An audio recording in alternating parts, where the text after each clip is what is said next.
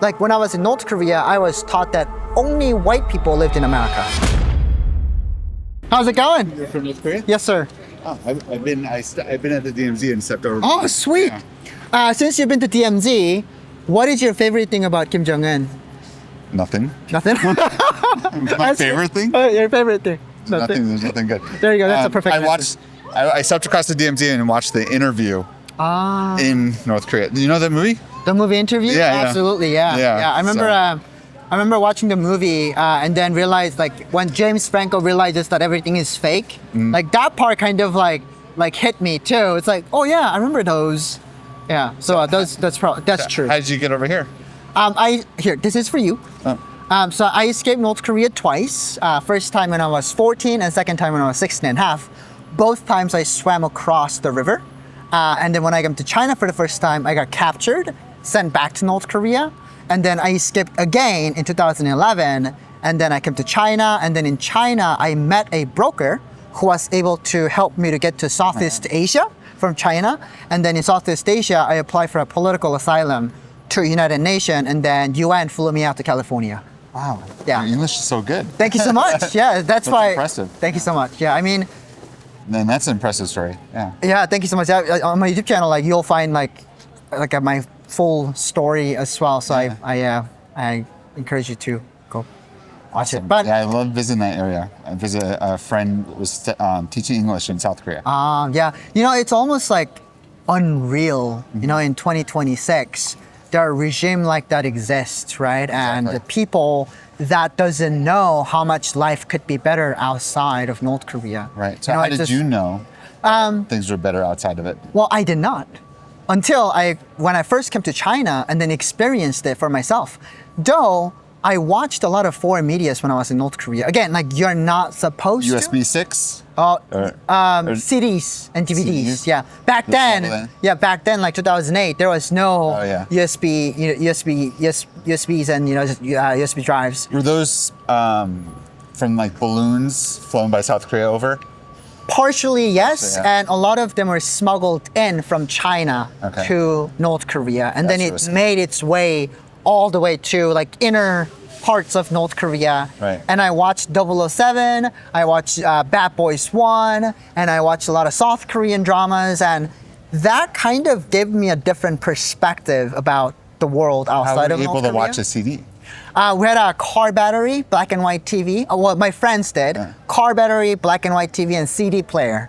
Yeah. Wow. So again, there's no there are electricities, but it's power outages happen all the time, right? But car battery hooked up to a black and white TV, and so I watched those in black and white TVs. Do you have family still back there? I don't have immediate families back in North Korea. Yeah, I heard like if you escape, right, then they go after your family that's left. to a certain extent. So yes. So for example, if you were to escape North Korea, come to South Korea, then unless that's been proven, there's gonna be a watch, right? The North Korean regime will watch your family closely. Right. But the moment that it is confirmed, then they will be exiled from where they live to middle of nowhere, right? So in that sense, the punishment is there, right? It's not like, oh, nothing happens to your family, but like your family get executed. No. That's Wow. and also, but depend on who you are too. If you are an elite, right? That means like you have respect from the regime and they trust you, right? But betraying that's a big deal. So your family will be executed. Yeah, if you're an elite. But for me, like I was like a hostile class. So there's 3 different classes in North Korea, right? So the elites, the wavering class, and then the hostile class. So wavering is like a working class, like which is like 10 to 15% is it's elite, and then 10 to 15% is like the hostile class, like who are landowners back in the Japanese colonial, or worked with the Japanese, or you're a descendant of the person who are against the regime, right? Because those are hostile class. So I'm from one of those kind of like a lower class, because my grandfather was Chinese, and then my grandfather, though helped fight the Korean War. But yeah, if you're those elite, then yes. But yeah, they don't kill you for escaping North Korea. They don't kill your family for just escaping North Korea and going to China. Okay. Yeah. Interesting. So then, and then how did you get to America from China? Yeah. So I met a no. So I met a Chinese broker who smuggles North Korean refugees out from China to South Korea. Okay. So there is underground railroad Yeah. that these brokers use to smuggle North Koreans out from China, and they helped me to get to Thailand. And in Thailand, there is an international refugee camp. And then in the refugee camp, I was able to apply for a political asylum to United Nations, and then United Nations flew me out. Yeah. Wow. So were you ever in South Korea? I didn't. I went to South Korea back in 2018, and that was such a culture shock. Yeah. Because like Seoul is like Yeah. smaller, much cleaner version of New York. You Yeah, know? it's And I was amazing. like, it's amazing. Yeah, the food is good. You know, I was like, I can't find any Korea except like some of the words that is written, you know, on the billboards or like, you know, You can understand all the right. Yeah, yeah. I understand all the languages, but like in terms of like the homey feelings that, you know, I was looking for, yeah. it wasn't there. Like I was looking for like unpaved roads, like mud house, you know. So it's like a whole different country. Yeah, it felt like a A whole different world, even though it was like same but different. right, and that's kind of like the same struggle that North Korean refugees that faces when they first go to South Korea. It's like getting into time machine and fast forwarding like 70 years into the future. Right, Yeah, that's yeah. true. So That's a weird concept. there's like a whole new world that like the Disney sings about, you know. so yeah, it wasn't easy for me adjusting in America too. You know, it's like Yeah. going into just like a grocery store. One adjustment would be that the U.S. was your moral enemy. Right. Yeah. Like I mean, that was the kind of like afraid. When I was in Thailand, they did give me like a crash course about America. Yeah. It's like, no, America is not trying to kill anybody in North Korea. No, Americans doesn't look like werewolves, you know, like Yeah. long nose, and I mean, kind of makes sense, you know. It's like facial hairs, you know. I'm kidding.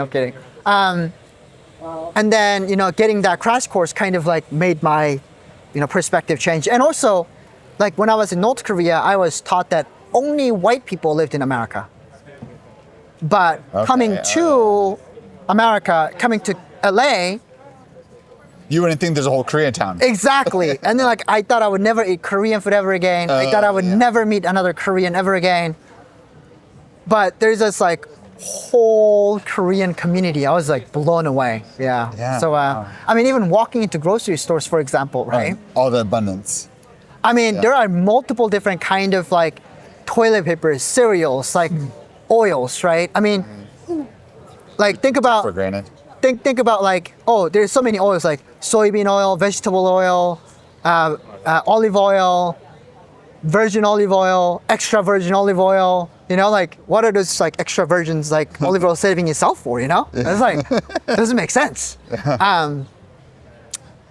But yeah, and like slowly I was, you know, introduced to like the concept of the freedom to choose, right? Freedom to choose what you have, you know? Like when I first came to America, I was like, you can be anything you want except the president of the United States because the president has to be born here. Right. You know, I was so disappointed that I couldn't be the president, you know, but I mean, like, you know, getting introduced to choices, because when I was in North Korea, all I had to do was just survive, right? But now, like, I have all these kind of different like passions, you know, and like different things that I can do. Yeah. So it was challenging, trying to find out who I am and what I'm made for and what I'm supposed to do.